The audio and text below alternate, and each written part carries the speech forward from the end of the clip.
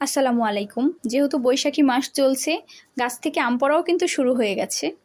আমার বাসার গাছ থেকেও কিন্তু আম পড়েছে, এখানে দুটো আম দেখতে পাচ্ছেন। তো ভাবলাম আর দেরি না করে বানিয়ে ফেলি কাঁচা আমের মাখা। যেহেতু কাঁচা আমের সিজন চলছে, আমগুলোকে ভালোভাবে ছিলে নিয়েছি।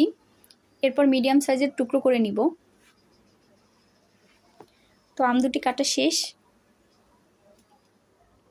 এরপর এর মধ্যে দিয়ে দিব বাকি উপকরণগুলো কাঁচা আমের মাখা বানানোর জন্য।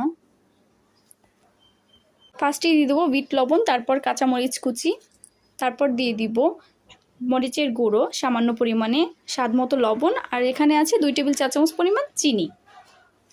এরপর দিয়ে দিব কাসুন্দি। আসলে কাঁচা আমের সিজনে কাসুন্দি না হলে কিন্তু হয়ই না, এতে স্বাদটা ভালো আসে, আপনারা চাইলে দিয়ে দিতে পারেন।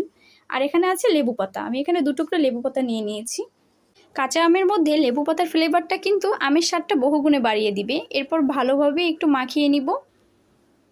মাখানো শেষ। এই তো একটা মরিচ দিয়ে সাজিয়ে নিয়েছি, ছোট ছোট টুকরো করে নিয়েছিলাম, লাল মরিচ ছিল। তো এই দেখুন আজকে আমাদের কাঁচা আমের সময়ে কাঁচা আম মাখা। দেখতে কেমন হয়েছে জানি না, খেতে কিন্তু অসাধারণ ছিল। আপনারাও বানিয়ে খাবেন।